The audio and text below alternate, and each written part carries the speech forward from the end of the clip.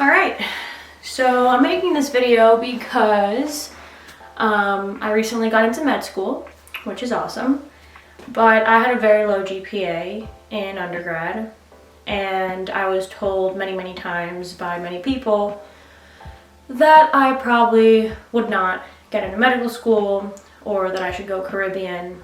There's nothing wrong with Caribbean medical schools, but that's not what I wanted. I was met with a lot of resistance, and honestly it was really hard to find people who, aside from my friends and family, who were confident I'd be able to get into medical school. And you know, when I was going through all this, I relied a lot on YouTube videos like this of people with low GPAs who beat the odds and got into medical school.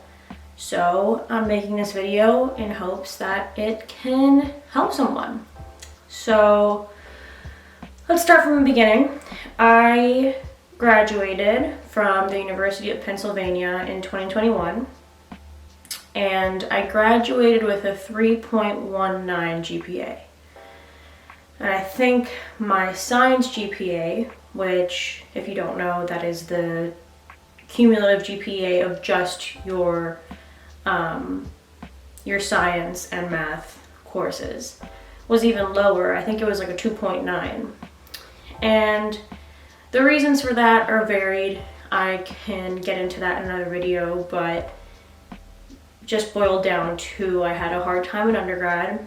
And it was hard. Like, pre-med classes were hard, finding support was hard, and I didn't really get it together until like my junior year, like end of junior year, and then all of my senior year. I had a pretty good upward trend, but I still ended up with a 3.19. So if you're in a similar situation, if you graduated with a low GPA, or you're still in college and you're on track to get a low GPA, it's not over.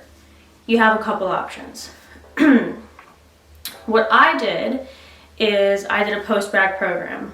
I did one through the University of Pennsylvania. There's a bunch of options though. And what this will do is it basically adds to your undergraduate GPA as opposed to something like a master's program. Because a master's program, you have a separate GPA. It might still be a good option for you, and I'll get into that later. But what I did was a post-bac because it directly adds to your undergrad GPA. So I did a post-bac program at the same institution that I went to college. And the main concern for me was financials, right? Because a post-bac program is not cheap. Master's programs, not cheap. So I opted for post-bac program because it made more sense for my goals. I didn't really feel prepared to get a master's, and I really wanted to get my cumulative GPA up, like above a 3.2, 3.25. I feel like if you have a GPA that's maybe a little higher but still not great, so somewhere around like 3.4, 3.5, a master's might be a better option, or a reasonable option. But for me, I just needed to get my science and cumulative GPAs up to the point where I wouldn't get screened out. So where was I? So I went with the post-bac program, and something that people forget or maybe should consider more is that depending on where you go for your post-bac and where you, how you decide to do it, I decided to do it part-time. And the reason for that is that I wanted to work full-time. And I worked for an affiliated hospital of Penn. I worked for the Children's Hospital of Philadelphia, and they give you tuition benefits. It's not a lot of money. I think it was like maybe $5,000 per year, and the post-bac was a lot more than that. It was like maybe like $18,000 per year, maybe a little more. And that's because I was doing 2 courses every semester. So it's not a lot, but it's something, and it's way better than just having to pay for it completely out of pocket. So obviously I was in a very privileged situation where I already like knew the hospital system and the university system. But that's an option. I worked as a clinical research coordinator for the Children's Hospital. And if you find a similar job in a big research hospital like that, there's a good chance they have similar benefits. And you can at least mitigate some of that financial stress. So it's not a perfect option, but it was the best option for me. So that's what I did. And thankfully I got, I did it for 2 years and I was able to graduate. The post-bac GPA was like a 3.86 or something because I got a B plus on one of the classes the first semester, or a B. But my cumulative GPA went up to a 3.31, and my science GPA went up to, I think, a 3.1. So still, you know, on the whole, it's not a great GPA by any means. It's certainly better than 3.19, but it's not a good GPA. But it was enough time and enough courses that I think it created enough distance from my undergraduate record for med schools to see, like, okay, this person can actually succeed academically. So if you graduated with a low GPA, you want to strongly consider a post-bac program or a special master's program if you're above a certain threshold. That's number one. Number two is the MCAT. The MCAT is very important, obviously. I would try to give yourself, if you're working full-time, then you might want to be on that 5-month end. If you're not working full-time, then, you know, you can scale it back to 3 months. But this has to be, if not your full-time job, your part-time job. So what was I saying? This is my first video, okay? I'm a little all over the place. What I was gonna say is that, yeah, so all these things that I'm talking about, the GPA repair and prepping for the MCAT, are probably gonna take gap years. And before you turn this video off, because when I was in undergrad and people said just take a gap year, I was like, absolutely not, I wanna go straight through. I get that med school and residency are very long paths, but ultimately you don't want to shoot yourself in the foot by applying when you're not ready, because then you're going to be labeled as a reapplicant and it's going to be that much harder to get into med school next cycle because you're going to have to explain yourself. You're going to have to explain, why did you apply when you weren't ready? What have you done since then to improve your application? So it's better to just take more time and apply when you're ready than apply sooner because you have this like sense of urgency. And it's also really nice to have a couple years where you're not like dying with work.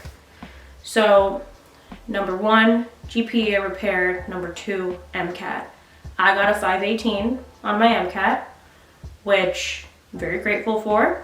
I could do a separate video on how I got a 518. I went into it, excuse me, really wanting a high MCAT, as most people do, but because I hadn't done super well in my undergrad courses, I was a little hard on myself and I was like, you know, I don't know if I'll be able to do this, but I'm going to tell you right now, the MCAT is not so much, it's not an IQ test, you know, it's not like it's this predetermined thing. Like, there's a lot of content, and if you put in the work to truly learn it and engage with the material, I truly think almost anyone can get a very, very good score on the MCAT. So that's number two. Number three is just to work on your extracurriculars on this time, these gap years that you take. I don't want to say specifically what you should do because there's a million options. Some people lean more towards research, some people lean more towards service, some people lean more towards clinical experiences. I had a good mix of everything. I think like mainly leaning towards research and clinical, and then maybe a lesser portion service. You still want to have a little bit of all of those, but whatever you want to do that is interesting to you, that is fun to you, that is you're truly passionate about, just do that. Again, I could get more into what I specifically did, but I don't think that's going to be as helpful, because it's not about what you do, it's about why you do it. To a certain degree, you of course want to have certain boxes checked off, like you do want to have some clinical exposure, you do want to have some level of community service. You should have research. People, it is optional, but if you want to get into a top medical school, research is important. Even if you don't have a publication, you at least want to have exposure to it. But you can decide what percentages of your application you want each thing to make up, if that makes sense. Number 4, and this I think also warrants its own video, but it's really, really important, is when it comes to your actual application. So what you put on your AMCAS. AMCAS is the application service you use to apply to medical school. And secondaries are what schools, like school-specific questions that schools send you. When it comes to what you write on those applications, it is so important that you come off as like humble. And how do I put this? You don't have to, you obviously want to talk about your accomplishments, and people, this might be controversial because, I think some people say like you do want to boast about your accomplishments. You want to talk about what you've done, definitely. You want to bring everything back to what you've done and how you see yourself in medicine. But there's a fine line between talking about what you've done and just filling it with fluff about things that don't really matter, that you think are going to make you look better but aren't. That might be a little vague, but what I'm trying to say is your writing matters, and that doesn't mean that you have to be, Hemingway.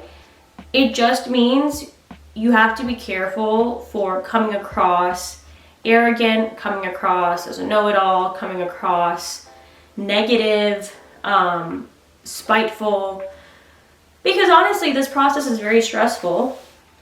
And sometimes when you're sitting down writing these reflections, it might come out in ways that you don't realize. Your frustration with the process, your frustration with, maybe not feeling like you've done as much as you want.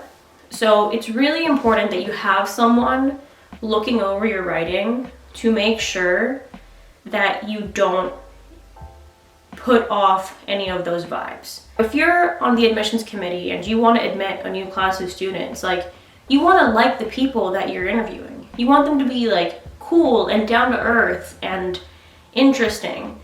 So it's really important that you don't underestimate what you're writing. I don't mean it has to be written in beautiful prose. I just mean you don't want it to sound off. Because that can definitely get you, just thrown in the rejection pile immediately. They're going through so many applications. So those are the main things. It worked for me. I have, as I said, I don't want to brag, it sounds weird, and I don't know how the rest of the cycle is going to go, so I don't want to overstate anything, but I do have 12 interview invites so far. Most of them are from top 20, top 25 schools, which did not expect. Yeah, I got into one school already, and I didn't think I would ever get into medical school. I mean, I got more and more confident as I progressed through my gap years, but there were some points in junior and senior year that I was pretty certain that I would never, it was just over for me. So don't think that, is what I'm trying to say. All right, I'm gonna end this video here, but yeah, I don't know. I've never done this before. I don't know what you're supposed to say, so I guess bye.